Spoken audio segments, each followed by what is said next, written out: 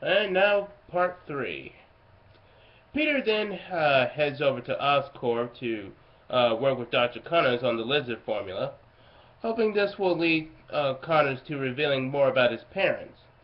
The formula is successful, but it distracts Peter from his uncle's reminder to pick up his aunt. When he gets back, his uncle is upset and tells him to apologize to his aunt. This leads to what I consider to be the best version of Uncle Ben's "with great power comes great responsibility" speech done on film. And I quote, "You're a lot like your father. Mother, you really are, Peter. And that's a good thing. But your father lives by a philosophy, a principle really. He believed that if you could do good things for other people, you had a moral obligation to do those things.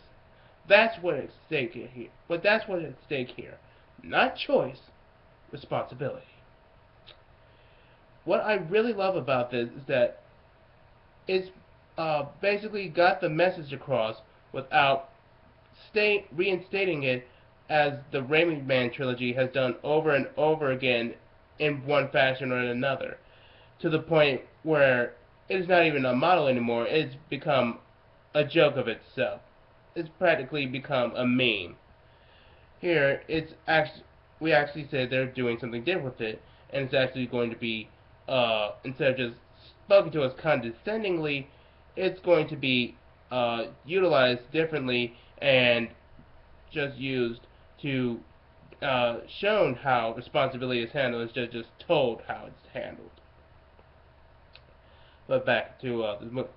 Peter gets defensive and about Uncle Ben lecturing him while using his dead father as an example, and runs away, with Uncle Ben trying to pursue so he can reconcile with Peter.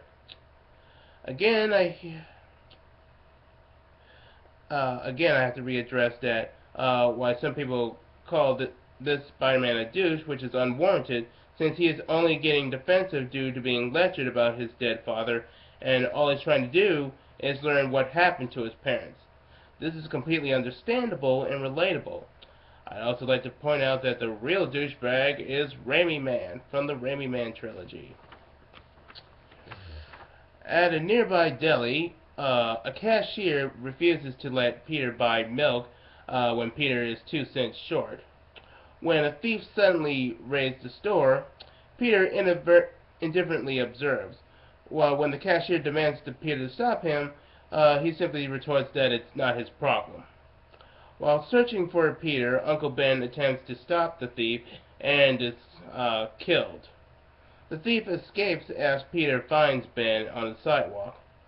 I'd also like to note that there was a deleted scene where Dr. Connors goes to Peter's home and tells him he's sorry for the death of Ben.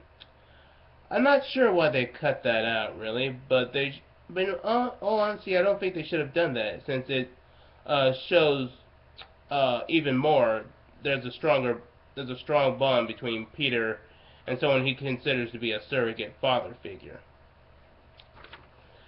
Afterwards, Peter uses his new abilities to hunt criminals matching the killer's description. After a fall, he lands him inside an abandoned gym. A luchador wrestling poster inspires him to create a mask to hide his identity. He adds a spandex suit and builds mechanical devices to attach to his wrists to shoot a biocable web. And while fighting these criminals, he uses wisecracks at their expense to make them make mistakes, just like how Spider-Man does in the comics. Unlike Raimi Man, where he hardly says anything. And whenever he did do a joke, it just came off terrible. It's so bad that even the actors made fun of that. Anyway, however, this leads to Peter getting bruised and his aunt worrying about him. To which Peter insists she doesn't need to worry about him. Once again, I see people use this excuse to not like Peter in this movie, but the thing is, Peter is trying to protect Aunt May since she's been through so much and doesn't want him to be another burden. Peter accepts a dinner a dinner invitation from Gwen, where he meets and has a tense conversation with her father, police captain George Stacy. The conversation is over whether or not Spider-Man should be perceived uh, as a hero or as a menace based on his motives. While Peter tries to convince Captain Stacy he's a hero, Captain Stacy states Spider-Man is merely a vigilante and must be arrested for his action. I really like this because, unlike the Raimi Man trilogy where J. Jonah Jameson says Spider-Man is a menace because he's wearing a mask and must be hiding something, which didn't even lead to people hating him in the series, here they explain that Spider-Man would be viewed with mixed reaction, much like this movie, due to interfering with police affairs, making unauthorized arrests, harming civilians, yes, criminals count as civilians, etc.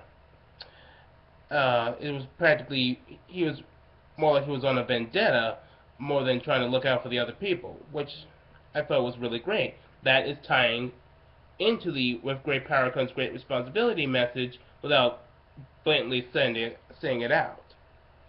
It's being displayed and experienced. So anyway, the relationship between Peter and Gwen is a vast no, wait. After dinner, Peter reveals his identity to Gwen, and they kiss. The relationship between Peter and Gwen is a vast improvement over the one with Tobey's Peter and Mary Sue's version of Mary Jane. Peter and Gwen have actual chemistry and things in common. They both love science, they're both smart, they're kind, they're funny, they're very snarky. We can actually believe these two would be a couple, and they actually are in real life. After seeing the success with the mouse using the lizard DNA, Ratha demands Connors begin human trials immediately if Osborn is to survive. Connors refuses to rush the drug testing procedures and put innocent people at risk. Ratha says that they can just find ways to do it since the lizard serum is their property, and thus he fires Connors and decides to test the serum on the Veterans Administration at a hospital under the guise of being a flu shot. In an act of desperation, Connors tries the formula on himself. After passing out, he awakens to find his missing arm has regenerated. Discovering that Ratha is on his way to the VA hospital, Connors, whose skin is turning green and scaly, goes to intercept him. By the time he gets to the Williamsburg Bridge, Connors has become a violent hybrid of a lizard and a man, tossing cars, including Ratha's, over the side of the bridge. Peter hears about this and stops the lizard. He also saves the car that almost fall off the bridge, with even one catching on fire. After saving the boy in the burning car and giving him to his father, it's here he takes the name of Spider-Man. I really like that part because it shows that Peter is finally applying the lesson that he learned, that before he was just focused on his own personal desires, such as finding out about what happened to his parents and getting revenge against his uncle, which just led him to being selfish and not really being all that concerned with helping other people. But now he's learned to put his desires aside and put them on hold for the greater good. And next, we'll talk more about where this all goes when we get into the fourth part of Amazing Spider-Man review.